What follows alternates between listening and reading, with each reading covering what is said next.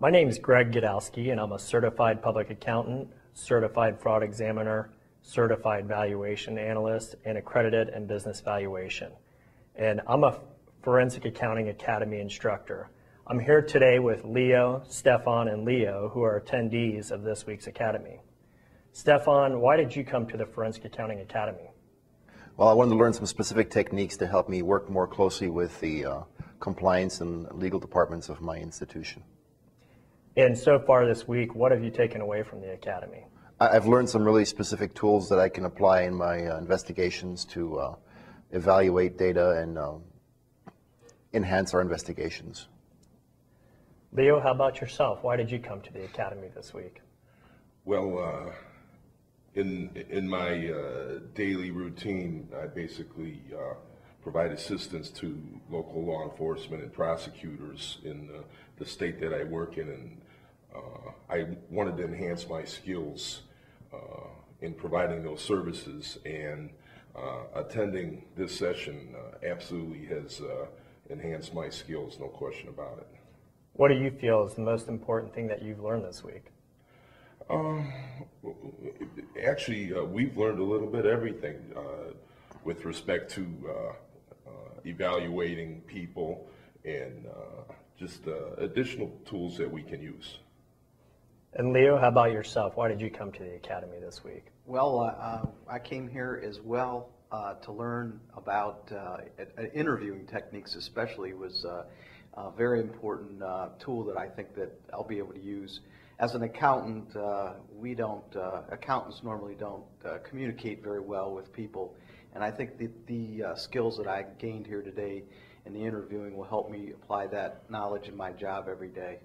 Excellent. Anything that stands out from this week so far as something that you really never knew before and you're going to be able to take home and apply? Well, this workshop is pretty amazing. The speakers are very very versed and very professional. They have a lot to offer and a lot of experience in forensic accounting and the statistics and the what we call the interviewing techniques. The lady that taught that class was very, very good. Excellent. Well, I appreciate your gentlemen's time today and enjoy the rest of your time at the Academy this week. Thank you.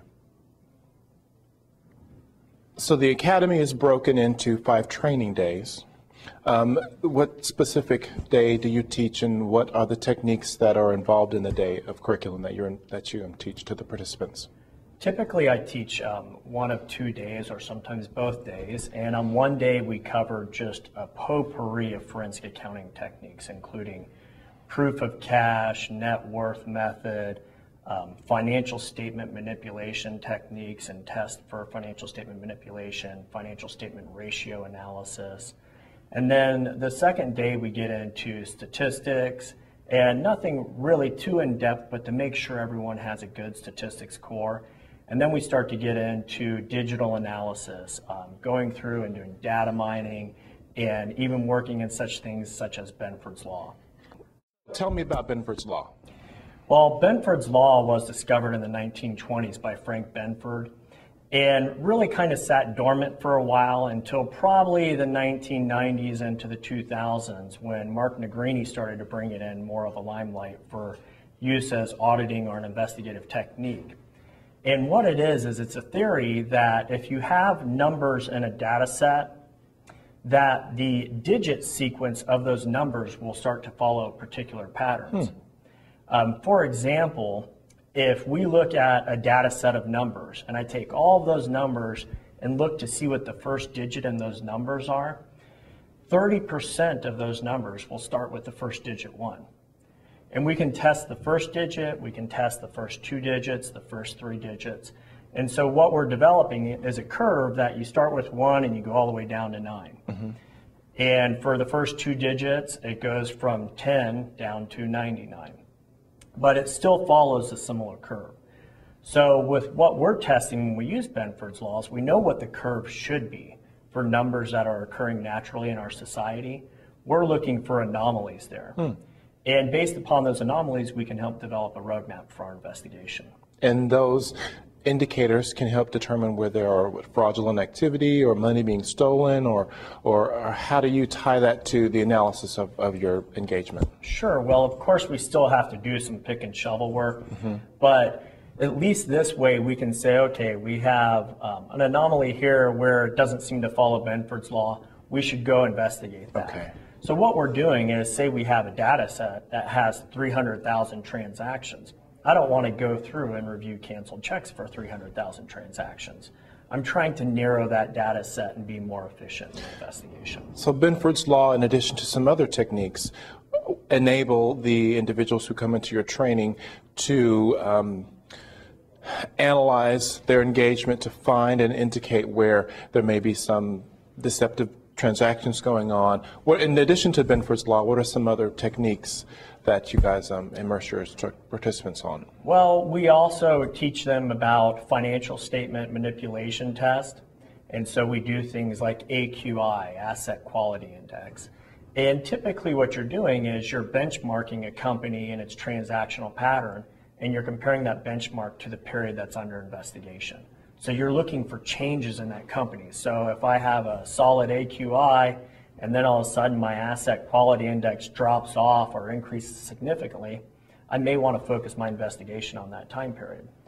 So in reality, we're not sitting here saying we're going to give you tools that you can walk away and say, yeah, that's fraud. What we're doing is we're trying to help people streamline in their investigation and give them better tools to develop a roadmap for their investigation. Some of it's high level, some of it's more detailed, a lot of analytical work. Still, it's not going to be a substitute for pick and shovel work at the end of the day, because that has to be done, but it'll make us all much more efficient investigators. So is there a lot of this type of training involved, or rather not involved, but a lot of this training available for accountants, financial analyst types, investigator types, where they can learn these techniques without having to do it on their own? There's bits and pieces available through different sources, Brian, but not by any degree the collection of material that we put together here. And in fact, within our academy, if there's training that's out there, for example, the fraud triangle, we're not going to cover that in our academy. It's basic stuff that we expect our academy participants to already be familiar with. And if not, they can already receive that training somewhere else. So what we're trying to do is bring to the limelight other tools and techniques that we have not seen covered elsewhere in other training through other associations.